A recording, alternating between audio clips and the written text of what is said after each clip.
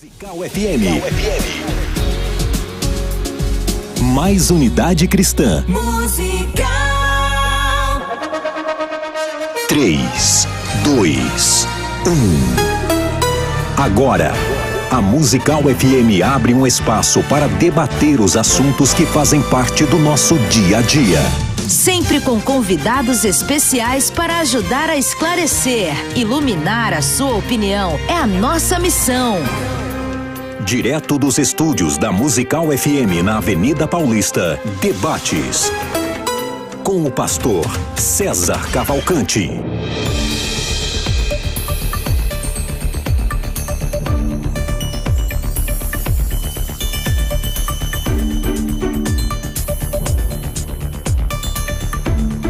Um bom dia na graça e na paz de Jesus. Eu sou o pastor César Cavalcante e mais uma vez, para a glória de Deus, está no ar mais uma edição do debate da Rádio Musical FM. Nós vamos juntos até o final dessa programação e que Deus nos ajude a termos um bom programa, que o Espírito Santo trabalhe na minha, na sua, nas nossas vidas e que juntos exaltemos o nome daquele que vive e reina para todo o sempre.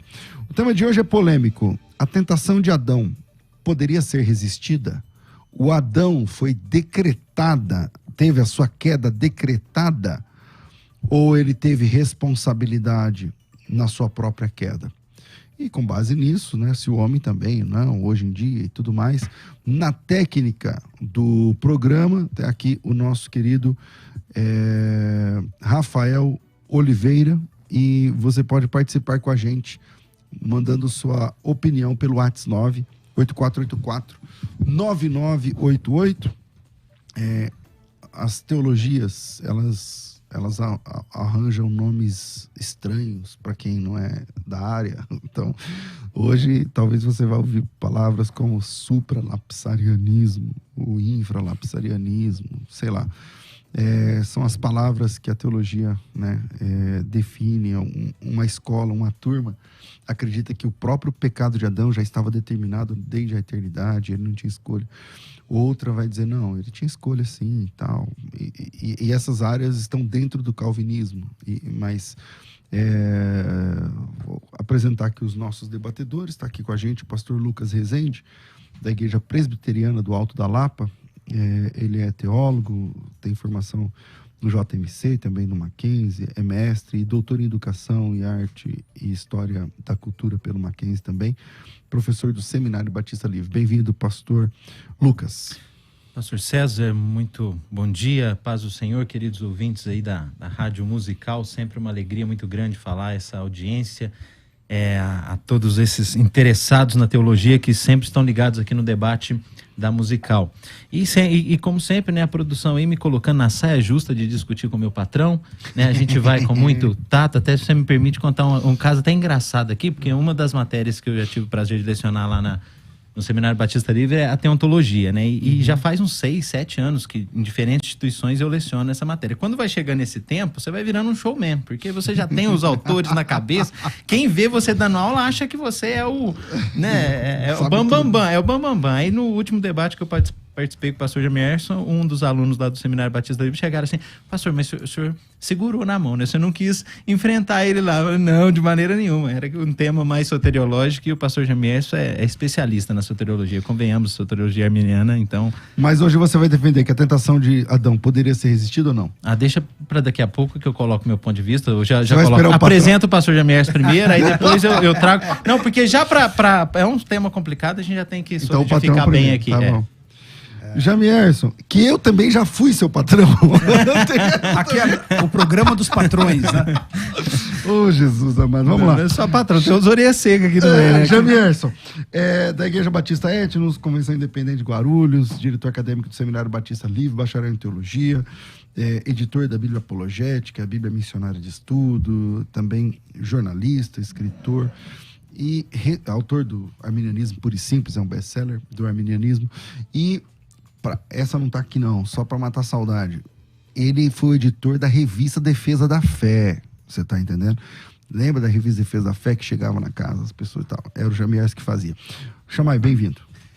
Obrigado, pastor César. As referências aí, sempre a nossa história juntos, né? esse programa também, né? Esse programa Esse também. programa Tem história. tem história, Musical FM, onde Deus me deu a graça de crescer, aprender com tanta gente De boa. estrear no rádio. De estrear no rádio, né? Que considero uma extensão do ministério mesmo. Uma alegria estar com vocês.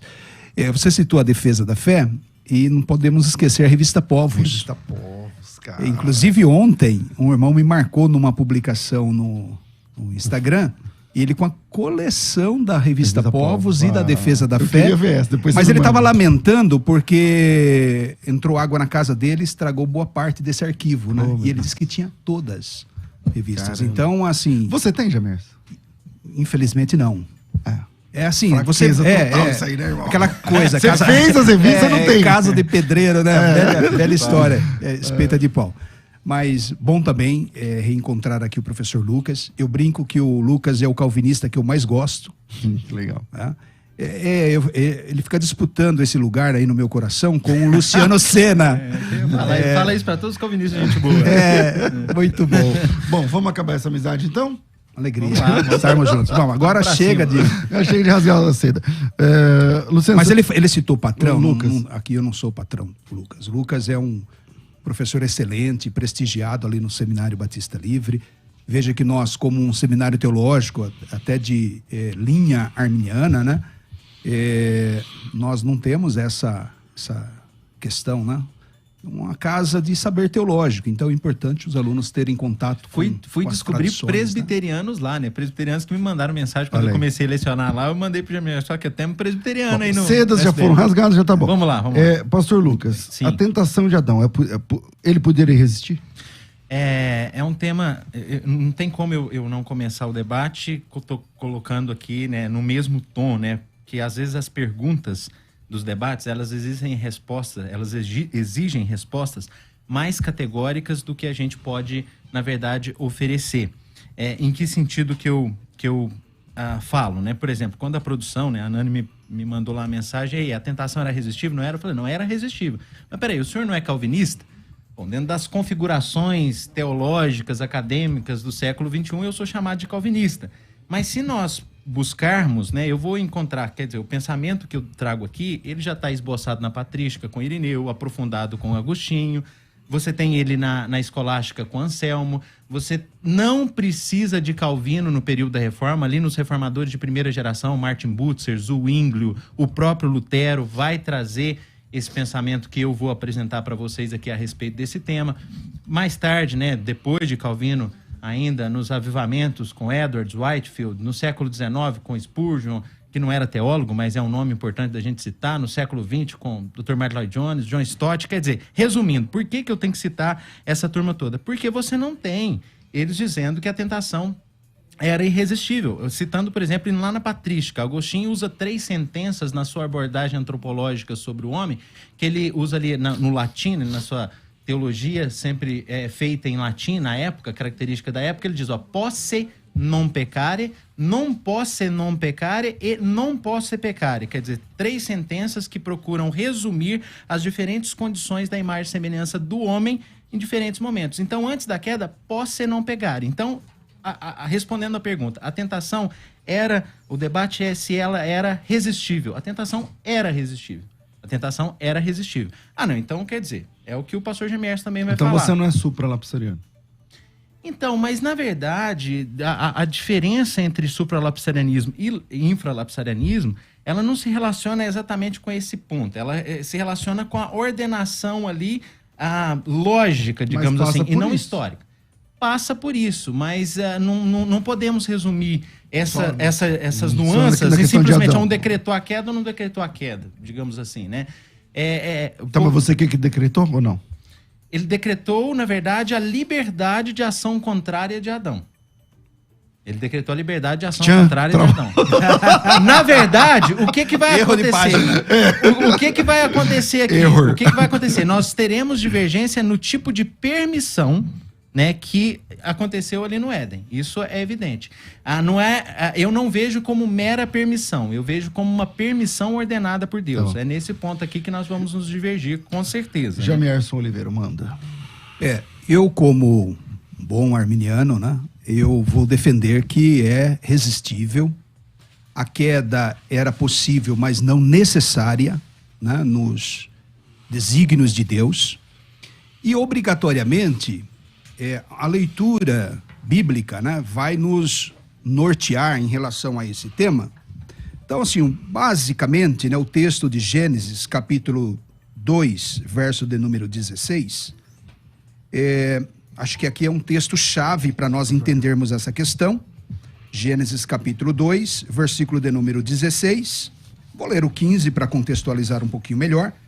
Tomou, pois, o Senhor Deus ao homem e o colocou no jardim do Éden para o cultivar e o guardar. E o Senhor Deus lhe deu esta ordem: de toda árvore do jardim comerás livremente, mas da árvore do conhecimento do bem e do mal não comerás, porque no dia em que dela comeres, certamente morrerás.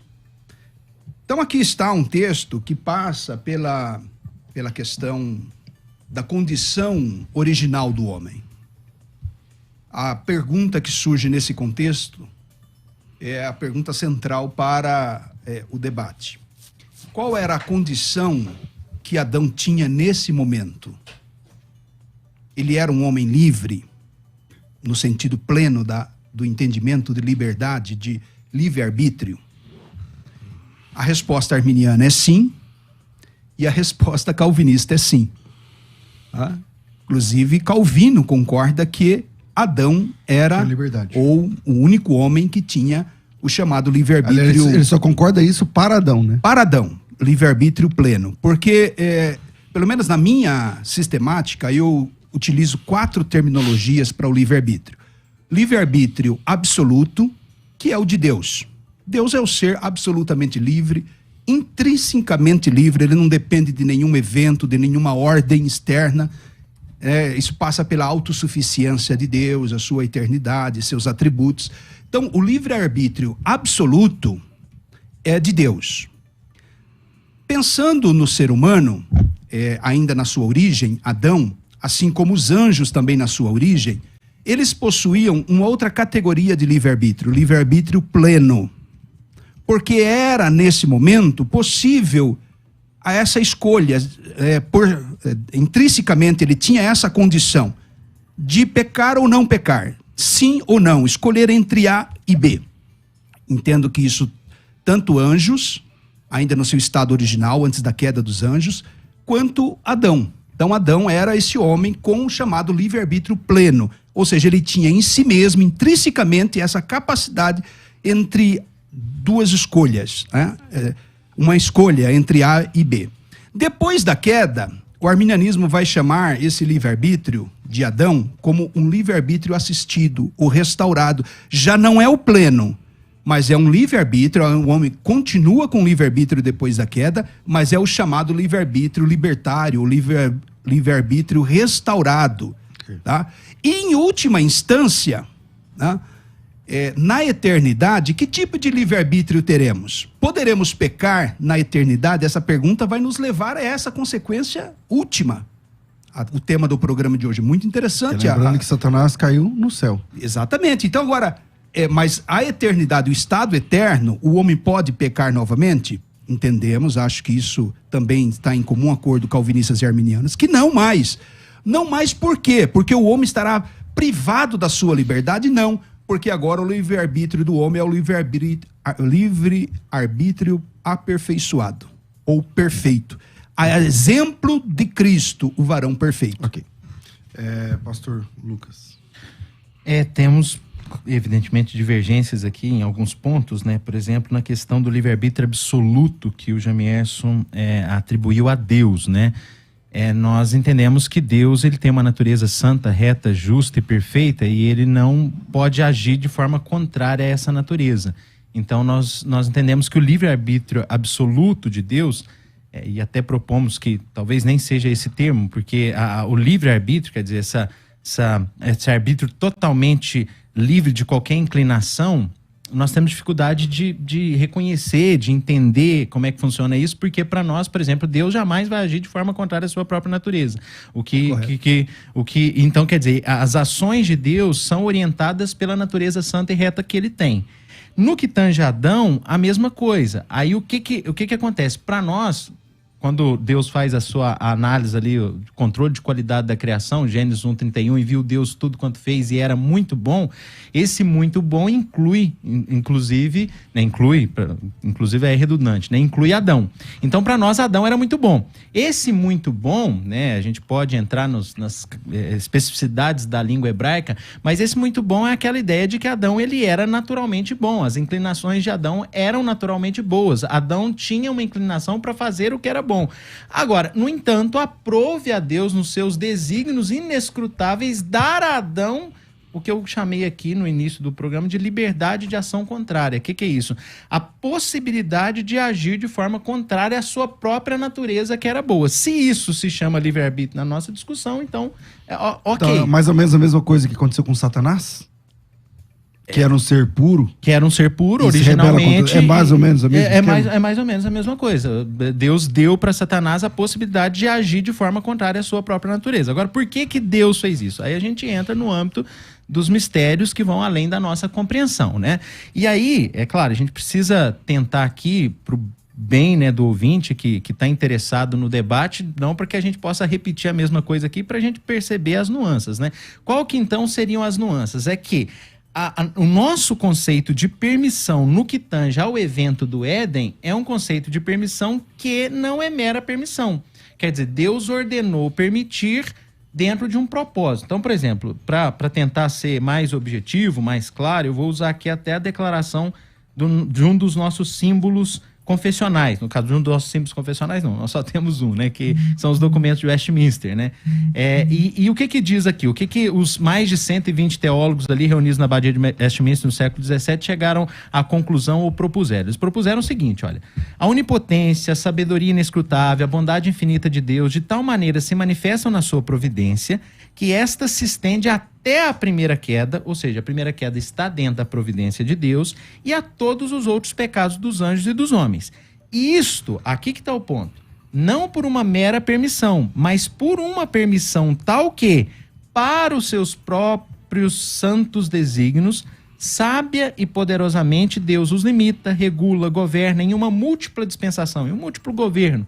Mas essa permissão é tal que a pecaminosidade dessas transgressões procede tão somente da criatura e não de Deus, que, sendo santo e justíssimo, não pode ser o autor do pecado e nem pode aprová-lo. Então, esse é o nosso ponto. Nós entendemos que o fato de Deus ter designado a queda é que o pastor Gemerson poderá me corrigir se eu estiver errado na minha interpretação. Na perspectiva arminiana, quer dizer, Deus criou o homem, Deus previu a queda, ainda assim Deus quis criar o homem, Deus sabia do que ia acontecer. Ou seja, de certa forma, a liberdade de Adão exerce um certo protagonismo, porque a queda poderia ser algo que não ocorresse. E na nossa concepção, a liberdade que Deus deu para o homem já, né, nos leva a considerar a queda dentro de um desígnio de Deus. Então Deus não vai desenvolver ou estabelecer os caminhos da história a partir da ação de Adão. Não, Deus não age a partir de um atributo só, que é a presciência. Deus age soberanamente, a soberania, a onisciência, todos os atributos estão juntos ali nas ações que Deus, ou em tudo que Deus estabelece. Então é mais ou menos por aí que vai a nossa discussão. O nosso ponto é que Adão pecou somente porque quis. Adão pecou somente porque Deus quis. Aí entra o nosso paradoxo. A questão que, peraí, não é congruente isso, né? Exatamente. Nós defendemos que as duas verdades estão claramente ensinadas nas Escrituras e, diferente do arminianismo, nós não temos intenção de harmonizá-las, porque nós defendemos que elas não se harmonizam na nossa mente, elas harmonizam na mente de Deus. Então, lembrando aqui Jó e a sua discussão com os amigos, né? Quando Deus vai se dirigir a Jó, no capítulo 38, versículo 3, depois Deus repete isso. Jó faz uma intervençãozinha ali no final, no início do capítulo 41, e Deus repete a mesma coisa. Olha, a sua ignorância não vai obscurecer os meus desígnios. Então, quer dizer, nós não queremos obscurecer os desígnios de Deus. Por mais que eu não entenda, eu não vou deixar de afirmar que todas as ações humanas estão debaixo de um controle soberano de Deus. Ok, Gemerson. Voltar um pouquinho aqui no que eu comentei sobre livre-arbítrio absoluto. A designação de livre-arbítrio absoluto em Deus é porque reside nele mesmo essa liberdade. Ele não depende de nenhum evento, de nenhum fator externo. O homem, ele no caso, porque ele não possui esse livre-arbítrio absoluto, porque é um livre-arbítrio derivado, ele é criado com isso. Então, ele depende de um fator externo, no caso, a pessoa de Deus. Então, é nesse sentido que a gente distingue entre livre-arbítrio absoluto. Agora, evidentemente, que a liberdade de Deus é absoluta dentro do... O que seria um livre-arbítrio absoluto? Ter origem em si mesma. Autossuficiência. O homem não tem autossuficiência. O homem não é eterno. Deus é um ser eterno. Ou seja, não tem princípio. Deus. Sim. Então, ele é o único Deus, né? Então, ele é único com esse atributo da liberdade absoluta, porque é dele mesmo, intrinsecamente dele, como a bondade, como a onisciência, como a onipotência. Por exemplo, quando falamos de onipotência, nós não estamos dizendo que Deus pode fazer qualquer coisa contrariando outro atributo. Deus não pode mentir, Deus não pode pecar, Deus não pode criar um outro Deus não pode dar sua glória a outro. Enfim, então, mas por que é onipotência? Porque é dele próprio, está intrinsecamente ligado a ele. O de Adão está ligado a um fator externo que é Deus. Na sua primeira fala, você disse assim, ó, a queda para Adão era possível, mas não necessária. Isso, agora... Então, como que você faz com essa frase diante de textos como, por exemplo, a de Pedro, que fala que ele é o cordeiro desde antes, tal? Esse é um texto que justamente empresta fundamento a esse conceito de uma queda possível, mas não necessária. Porque a pergunta que deve ser feita... não é necessária, por que ele já era o cordeiro antes da fundação do mundo? Porque o mundo foi feito antes do próprio Adão. Porque Deus sabia. Porque Deus já sabia as consequências da sua criação. Logo, ele provê já nos seus... Então, mas na sua onisciência... se Adão caísse, então Jesus ia ter que morrer pelos pecados? Não. Jesus morre, ou Jesus está nos planos, né, de Deus, justamente por causa da queda, mas não necessariamente. A pergunta que deve ser feita ao reverendo Lucas é se a queda era necessária. E segundo o calvinismo, você trouxe à tona aqui no início do programa, se ele era supralapsário ou infralapsário. Então, assim, a Confissão de Fé de Westminster, que é o símbolo de fé, especialmente presbiteriano, ela tem uma conotação infra. Mas, para nós, arminianos, essa conta não fecha. Essa conta não fecha. Porque se os decretos, né, de Deus são depois da queda, ou não é depois da queda, ou levando em conta a queda, uma queda possível e não necessária, então por que Deus elege pessoas de maneiras diferentes? O que nos leva a duvidar do caráter de Deus. Só que o calvinista não tem a preocupação de fechar essa conta. Ele lida com essa de boa, tensão, ele lida com essa tensão e ele fica de boa, ele não responde a isso. E nós, arminianos, acreditamos que essa resposta ela é bíblica. Ela pode ser bíblica. Então nós esgotamos a revelação bíblica no sentido de que Deus provê um ser, tanto anjos quanto seres humanos, são criaturas moralmente livres criadas por Deus. Porque de outra maneira Deus não teria relacionamento verdadeiro. Sem uma criatura realmente livre que pudesse escolher entre A ou B, o relacionamento de Deus com essa criatura seria qualquer outra coisa menos um relacionamento de liberdade, de amor, porque estaria imposta essa... O amor pressupõe liberdade. Né? Ok? Então, a pergunta aqui eu até me permita devolver, né, ao reverendo Lucas, embora ele não queira fechar com o supralapsarianismo, mas a pergunta é essa: se a queda era necessária, então Adão não era livre. E se Adão era livre, a queda não pode ser necessária.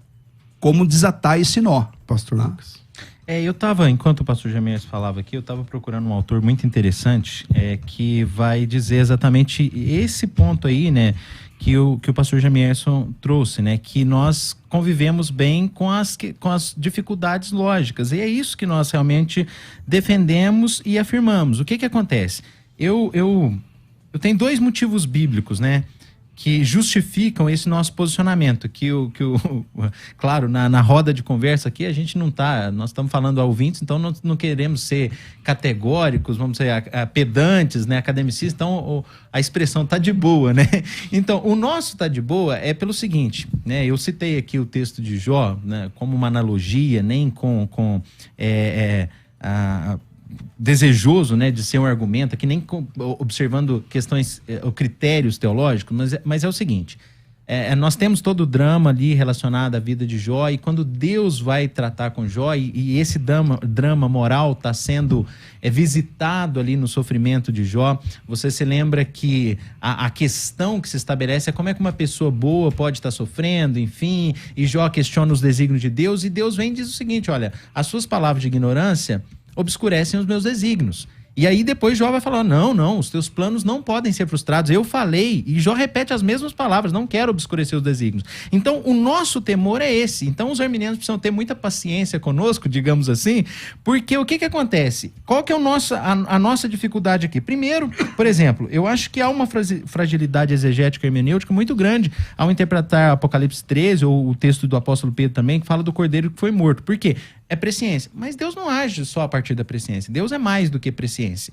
E o outro ponto aqui é que 2 motivos bíblicos. Por exemplo, se o pastor Jamierson, existem perguntas até mais incisivas. O pastor Jamierson poderia chegar aqui e perguntar assim para mim, Lucas, qual o texto bíblico que diz que Deus ordenou a queda?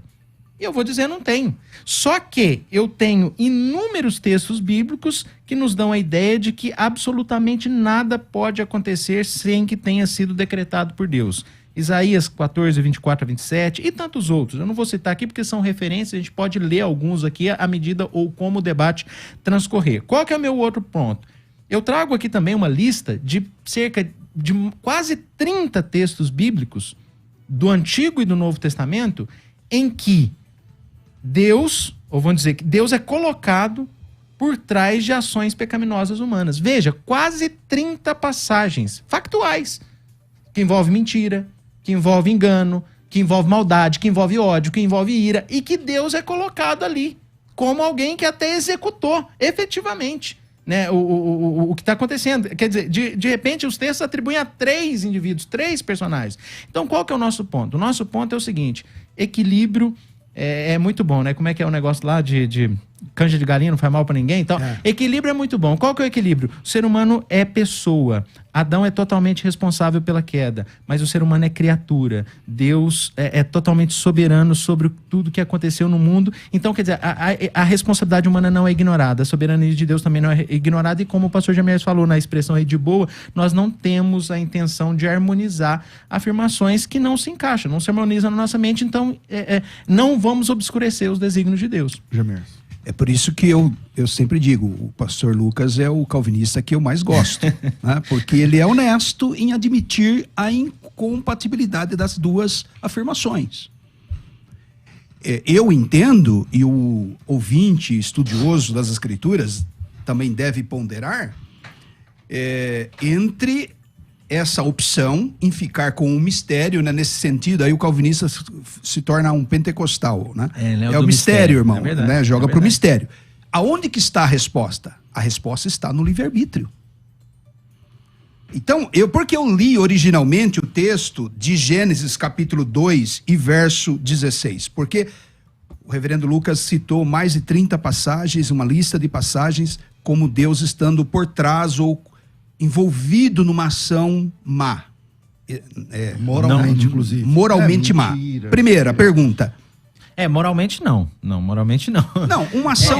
que dentro da nossa... um assassinato, por exemplo, é mal, moralmente. Do nosso código de parece que Deus está por trás. Aí a gente pega o texto, por exemplo, de Crônicas, que é um comentário, né, de outros textos. Crônicas é uma espécie de comentário inspirado, porque comenta o que já foi narrado em Reis, em Samuel e tal. Então, por exemplo, vai falar sobre Saul. Então, Saul, você vai ler num texto que Saul se matou. Se matou, veja, ali é o suicídio e sacrifício. Não quero morrer por mãos de cananitas, então eu vou providenciar minha morte. Se lançou sobre uma lança. O outro texto vai dizer que o jovem ali, o seu escudeiro, o empurrou para que ele caísse na lança. Tem que lá nos textos eu tenho as referências aqui.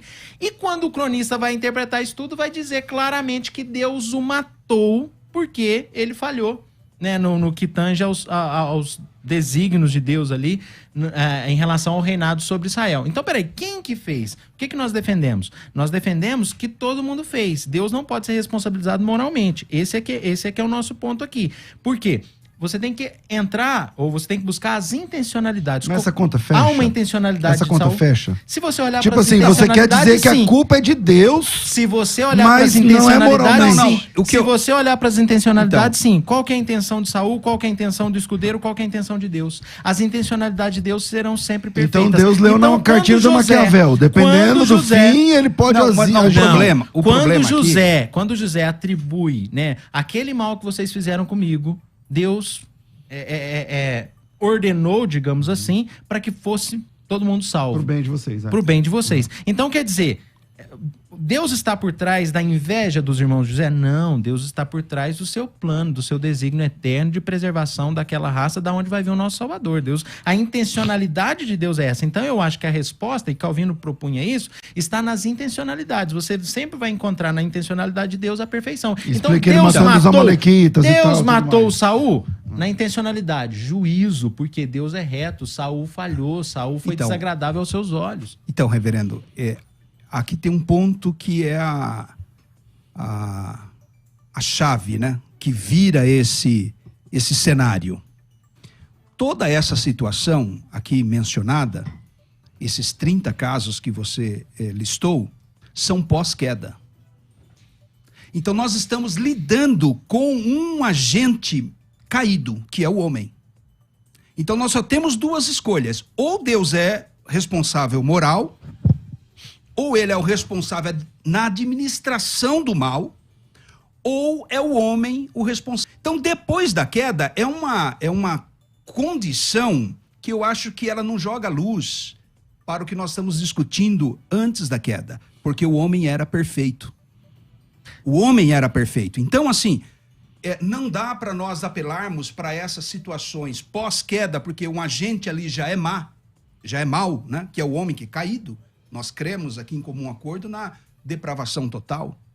Total não intensidade, total em abrangência. Porque também tem essa. Ok? Agora, eu estou falando o tema do programa, a gente precisa voltar ao tema. O tema do programa é um homem perfeito. Mas o problema aqui é que se a gente se até ao tema, Gemiés, nós não vamos ter nenhuma divergência. Essa aqui é a questão. Porque simplesmente a tentação de Adão era resistível? Sim. Sim. Ok. Então, quer dizer, eu acho que não tem como a gente não ficar nas mas margens. o que eu quero levar assim, você não pode, eu entendo, do nosso teleinternauta, mas o calvinista não pode responder que era resistível. Todos. Sabe por que não? Só 2 pontos. Primeiro 2 pontos. Porque Deus decretou a queda. Como pode ser resistido a algo que já está decretado necessariamente? Só que nós não defendemos que Deus decretou a queda. Deus decretou a liberdade de Adão. Mas a queda era necessária ou só possível? Está dentro dos decretos eternos. O decreto envolve um amplo... Aí eu chamo assim, ó. Um amplo arcabouço de fatos históricos. Que estão todos dentro dos desígnios de Deus. Então, por isso que não podem ser frustrados. Eu sempre digo o seguinte, o supralapsarianismo, depois o ouvinte aí pesquise sobre essa questão, infralapsarianismo e supralapsarianismo são duas correntes de pensamento dentro do calvinismo. E aí, honestamente, eu tenho um respeito maior pelo supralapsariano. Porque ele busca as últimas consequências dessa lógica. Vai respeitar? Então, mas como é que você vai respeitar? Porque as únicas consequências dessa algo lógica... que vai atribuir a Deus meu amigo, moral, não tem como. Ou você eu admite isso, ou você admite a liberdade humana. O que o Jamés está falando é que os dois pensam igual, mas um tem coragem de ir até o fim. Por exemplo, você sabe que Calvino não lidou bem com essa questão, ele não resolveu... Tem um embrião supralapsariano em Calvino, um embrião. Mas que não nasce. Nele. Por exemplo, afirmações como essa de Calvino, que me assustam. Por exemplo, Deus não criou todos em igual condição, mas ordenou uns para a vida eterna e os demais para a condenação eterna. As Institutas de Calvino, volume 3, página 41. Então, assim, parece que nasce um embrião dessa... Ao mesmo tempo que ele é contraditório. Eu vou fazer uma pausa aqui por causa do horário. Tá. Tá rolando lá no Instagram a enquete desse tema, né? A tentação de Adão podia ser resistida? Então, vai lá e vote. Vira aí, a gente volta já. Vai. Você pode ouvir a Musical FM onde e quando quiser. Entre agora na loja de aplicativos do seu celular e baixe o nosso. Tem sempre novidades e o melhor conteúdo da sua Musical FM para você ouvir em qualquer lugar do Brasil e do mundo. A qualquer hora, disponível para Android e iOS. Musical FM 105.7. Mais unidade cristã. Biblicamente. Uma conversa franca e séria sobre nosso jeito de viver. Viver biblicamente. Fique ligado na programação da Musical e saiba quando vai rolar um Biblicamente. Sempre às 11 da manhã, Musical FM. Mais unidade cristã. Você está ouvindo Debates, aqui na Musical FM. Ouça também pelo nosso site www.fmmusical.com.br. Quero começar esse bloco agora mandando um abraço específico para uma cidade baiana, a cidade de Cafarnaum. Vocês acham que Cafarnaum só tem na Galileia, meu irmão? Não. Tem a cidade de Cafarnaum aqui na Bahia. E um abraço vai especialmente para o pastor Josimar, da ADSM, e também pastor pastor Josimar, pastor Vanderlei e irmão Edilson, que não perdem um debate, não perdem um dia de programa, direto de Cafarnaum, na Bahia. E eu quero avisar a todos vocês, que nos próximos dias, na próxima segunda-feira, acho que sem ser segunda-feira, a outra segunda, né? Teremos a Black Friday 2022. Dessa vez nós teremos formação teológica, formação em apologética, formação em hebraico, viagem para Israel, curso internacional em teologia. Olha, o curso nacional em teologia está dando quase R$10.000 a menos, tá? É quase metade do valor. Então, se você tem interesse nessa Black Friday, né, nesse ano, de, sabe, você quer estudar, você quer se formar, você quer mais conhecimento. Então, se você tem interesse, entra no grupo específico da Black Friday. Então, o WhatsApp é 99007-6844. 99007-6844. 99007-6844. Pastor, o que eu faço? Coloca teu nome, tracinho grupo, e já entra em contato, já entra aí direto no grupo fechado. Esse grupo fica silenciado, lá pertinho da Black, a gente entra em contato. E aí a gente explica quais são, né? Porque são 5 dias. A gente faz uma Black Week, na verdade, uma semana inteira. Um curso para cada dia. A gente tem mais de 50 cursos, então a gente escolhe os 5 mais pedidos e a gente faz. Tem escola de pregadores. Então, sei lá, escola de pregadores custa R$1.000. Eu não sei a data, mas vamos dizer que seja na segunda-feira a escola de pregadores. Então, naquela segunda-feira, o curso de R$1.000 vai estar por, sei lá, 300. Quer dizer, R$700 de desconto. R$700 de desconto. Então, se você tem interesse, a hora é agora. O WhatsApp é 99007-6844. 99007-6844. Até a semana da Black Friday, que acho que dia 21, começa dia 21, você pode entrar no grupo. Essa promoção é exclusiva para quem já está lá no grupo, tá certo? Pastor, mas como que vai funcionar? Então vai ter 5 promoções. Com a gente é sempre o jogo aberto, você vai saber quais são os 5. Você vai saber os preços, tudo antes. E você decide qual ou quais ofertas você deve aceitar. 990076844, tudo dá para parcelar no cartão e tudo mais. 990076844, é só entrar no grupo, vira. Você pode ouvir a Musical FM onde e quando quiser. Entre agora na loja de aplicativos do seu celular e baixe o nosso. Tem sempre novidades e o melhor conteúdo da sua Musical FM para você ouvir em qualquer lugar do Brasil e do mundo. A qualquer hora, disponível para Android e iOS. Musical FM 105.7. Mais unidade cristã. Você está ouvindo Debates, aqui na Musical FM.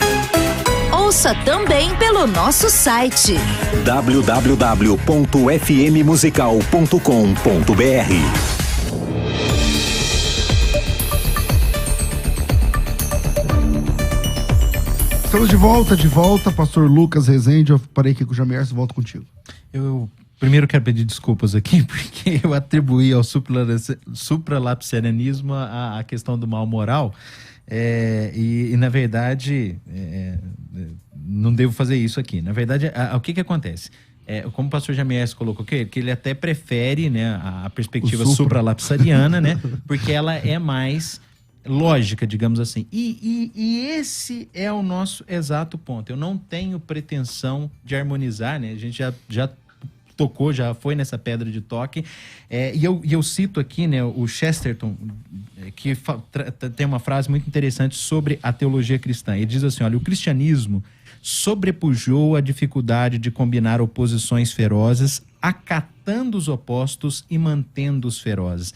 De fato, a teologia cristã passa exatamente por esse pressuposto de afirmar questões que parecem ser incompatíveis e acatar mantendo essas questões incompatíveis, ferozmente incompatíveis. Como assim? A Trindade, querido. Nós dizemos que Deus é um só que subsiste de 3 pessoas, quer dizer, tem 3 pessoas ali, Pai, Filho e Espírito Santo, e nós dizemos que é um ser só. Ou seja, é lógico isso, pastor Gemerson? Não é lógico. Então, no que tange a soteriologia, no que tange aos demais pontos da teologia cristã, eu faço a mesma coisa. Eu me submeto a essa dicotomia de ensinos claros, eu me submeto a essa dicotomia de ensinos claros que estão nas escrituras. Mas por exemplo... essa coragem, só um minutinho, de falar assim, não, aqui... eu não consigo, não tenho essa resposta, tal. Ela é muito seletiva, né? Porque tem vários textos, claramente, onde o homem tem livre-arbítrio, por exemplo, que vocês negam peremptoriamente. Então, por exemplo, que Jesus não morreu por todos, vocês negam peremptoriamente, muito embora tenha textos, eu não estou dizendo teologias, mas textos, que Deus não quer que nenhum se perca, que Deus quer a salvação de todos, que todos sejam salvos. Aí vocês... esses textos, que também são claros, vocês negam, mas outros, você fala, isso aqui não dá para eu ir até o fim. Como é que se mede essa questão? Na verdade, esses textos, eu já estou trabalhando neles exatamente por isso, na questão do todos especialmente, porque é um ponto aí que eu vejo que os debates, eles tendem a afunilar. Nós vivemos um tempo de debates na mídia e tal, eles vão afunilando, e para mim, essa questão do todos é um funilamento no que tange a questão soterológica, no que tange a esses sistemas teológicos que nós temos. Mas, por exemplo, o pastor Jamierson citou aqui uma fala, né, um escrito, um legado de Calvino aí e tal. Eu tirei Calvino fora aqui no começo. Eu disse que assim, se você pesquisar o que eu estou apresentando aqui na história da Igreja Cristã, você não precisa de Calvino. Você não precisa de Calvino. Os reformadores de primeira geração já afirmam isso. Você vai encontrar isso em Lutero, você vai encontrar isso em Butzer, você vai encontrar isso em Zwingli. Então, Calvino virou... Quer dizer, eu sou chamado de calvinista pelos contextos acadêmicos do século XXI, mas ele virou, quer dizer, o nome foi porque não que ele tem escrito sobre soteriologia, é porque a dimensão de contribuição é tão grande, porque tange a própria... constituição da civilização ocidental, que aí ele é tomado como a referência, mas ele não é a referência desse pensamento. Esse pensamento esteve presente em toda a história cristã e ele vai ser pela primeira vez, não digo pela primeira vez, porque você tem outras abordagens que se aproximam, mas que são heréticas, como Pelágio, por exemplo. Mas você vai pegar lá na Holanda, que é o Conhert, que vai discutir o supralapsarianismo de Beza, e aí vai dar origem, né, aos primeiros passos do arminianismo, que vai se consolidar depois até com a remonstrância, né? Uhum. Então, enfim. Veja bem, vamos com calma aí. Essa ideia de negar um livre-arbítrio pleno, ou um grau de livre-arbítrio do homem, ou de predestinação incondicional, que também está dentro dessa temática, ela não começa nos pais da igreja. Então, o reverendo aqui fez menção a outros reformadores e pré-reformadores, mas todos que estão herdando, então, a cultura de Agostinho, a teologia agostiniana. Porque, mas inclusive, foi esse... Nós já temos Irineu. Então, não. Até Agostinho não se tem esse conceito de livre-arbítrio, de predestinação incondicional, da negação de livre-arbítrio, tanto que o Concílio de Arles, de 323, Concílio de Orange, de 529, todos eles afirmam livre-arbítrio. Então é Agostinho que na ânsia, inclusive ele tinha outra opinião, né? Se estudar a teologia de Agostinho, você vê o Agostinho jovem e o velho, que ele muda. Então, assim, na ânsia de condenar o pelagianismo, que é de fato uma heresia, que alguns até confundem com o arminianismo, que ou é ignorância ou uma fé, né? Exato, também é outra heresia, começa com Agostinho. Então, assim, o ponto aqui é assim, porque eu digo que o supralapsariano, eu respeito mais a tese supra... Não é que eu goste, porque imputa a Deus a responsabilidade moral, mas porque ela respeita mais porque ele vai até o fim. Ela lida com mais honestidade aos textos. Porque eu não considero, reverendo, a doutrina da Trindade impede igualdade com essa, porque eu lido bem com as tensões da natureza teantrópica de Jesus, da encarnação do verbo, ou da diversidade na unidade, e não lido bem com essa questão, porque a Bíblia responde. Então esse que é o ponto. Eu não tenho essa segurança que a Bíblia responde, então, igual, por exemplo, o pastor César, resposta? Muito sabiamente, eu acho que ele foi num ponto muito importante, que é a questão do todos. Eu disse aqui para vocês que eu preciso entender o todos, eu preciso fazer exegese de todos, mas se você for pesquisar aí, você vai encontrar alternativas exegéticas, como você acha para tantos textos. Não na própria perícope. Tem texto que não tem saída para o calvinismo. Aí você essa é a sua perspectiva. Não, então, você já leu todos os autores? Claro. Porque a saída deles... César, olha o que você está dizendo. Você está dizendo que leu todos os autores. Eu não sei se alguém está escrevendo agora. Mas eu estou dizendo assim, na Bíblia. Eu estou dizendo na Bíblia.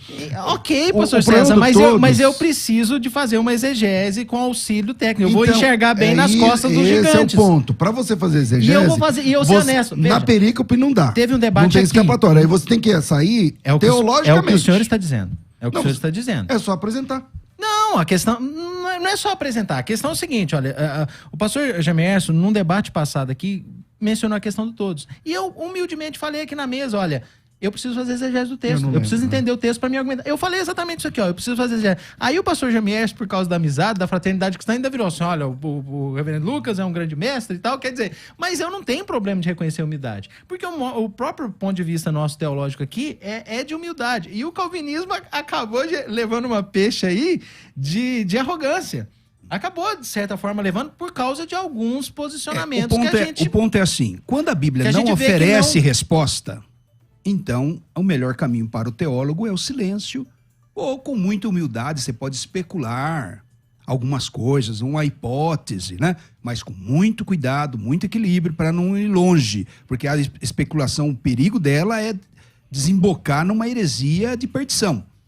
Mas quando a Bíblia oferece uma explicação, e eu não consigo... porque para você abraçar aquela explicação que às vezes é clara no texto, você tem que negar uma teologia construída. Mas pastor César, você acha que não há fragilidade exegética quando você atribui ao Cordeiro que foi morto antes da fundação do mundo a mera questão da presciência, ignorando todos os atributos? O que você chama de presciência? O pré-conhecimento. Tá. Do grego lá, o prognóstico e tal. Tá. O que significa na prática um pré-conhecimento? Um conhecimento anterior ao fato. Quem pode ter isso? O conhecimento precedente. Quem pode ter Deus. isso? Deus. Tem alguém fora Agora, Deus é só presciente? Calma aí. Okay. Tem alguém fora Deus que pode ter isso? Não. E por que você menospreza essa ideia da presciência? Eu não menosprezo? Assim, não é só uma presciência, mas peraí, você sabe o que é presciência? É saber dos fatos, e para nós que cremos no livre-arbítrio, a presciência é ainda mais complexa. Porque ele pode escolher N caminhos e Deus já sabe. Então a presciência não é uma coisinha básica. A presciência, você disse algumas vezes aqui no debate, sim, meramente presciência. Eu falei isso agora. Não, falou antes também, eu até anotei. Tipo assim... Não sei não. Temos no YouTube. Pode voltar a fita e você vai ver. Você disse... Somente, eu não falei mera. Eu falei... uma presciência... Pode ser que eu tenha uma falado. Meramente presciência. Mas peraí. A presciência é uma capacidade que somente o Deus Todo-Poderoso tem. Então, nada que somente Deus tem é mero. Concordo plenamente.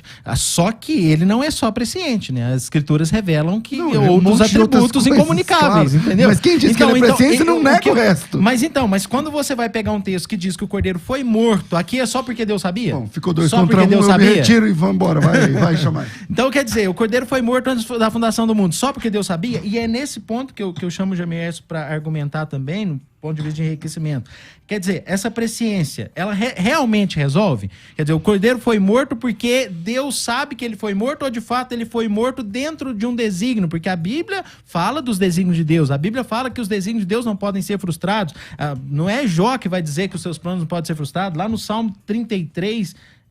passo a referência daqui a pouco, vai dizer que ele anula os desígnios das nações porque o que prevalece é o desígnio dele e a vontade dele se cumpre. Então, o que acontece? A presciência de fato resolve? O cordeiro foi morto só porque Deus sabia que ele foi morto? Ou esse verbo ali, o senhor, pastor César, talvez entende mais de grego do que eu, aquele verbo ali permite que nós olhemos só com presciência, o verbo no passado, do morto. O outro ponto aqui, Jesus então se torna um plano B na história. Por quê? Porque a queda poderia não acontecer, a queda não está ordenada dentro dos desígnios de Deus, apenas para argumentos. O conceito de presciência no arminianismo, ele em presciência a gente pode falar de 2 tipos de presciência. Presciência simples, porque Deus sabe tudo que vai acontecer amanhã, mesmo antes que aconteça.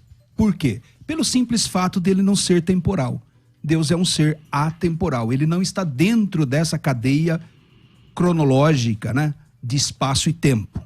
Né? Então, tudo para Deus é agora, ele já sabe tudo que acontece e a gente tem dificuldade, aí sim, lidar exaustivamente, entender esses atributos de Deus. Agora, eu gosto do conceito de presciência exaustiva, né? Que é Deus levando em conta todas as ações livres do homem. Tudo que o homem poderia, e eu acho que esse conceito de presciência exaustiva, ele enrobustece o conceito de soberania. Porque Deus, soberanamente, ele é capaz de criar um ser que é realmente livre, verdadeiramente livre, e ele conhece todas as possibilidades de ações desse ser. E ele, conhecendo... Aí sim, o conceito de presciência volta a um conceito simples. Ele, conhecendo antecipadamente, ele providencia a salvação. Porque Deus poderia não ter criado nada. Deus poderia, e estaria tudo certo, não estaríamos nem aqui discutindo, porque também nem existiríamos. Né? Então, assim, Deus é um ser completo, absolutamente completo. Agora, quando ele decide criar, Deus já sabe que a queda vai acontecer, mas ele assume as responsabilidades, eu entendo assim. Não culpabilidade, mas responsabilidade. Por que ele assume a responsabilidade? Porque ele se encarna. É o Deus encarnado agora. Né? E ele entra no Cronos, ele entra na história e redime a criação por si só, porque ele é o único que pode fazer isso. Fazer justiça a si próprio. Fechou a conta. Ou seja, o ser humano é livre na sua origem. Deus já sabia que ele ia falhar. Deus já providencia tudo.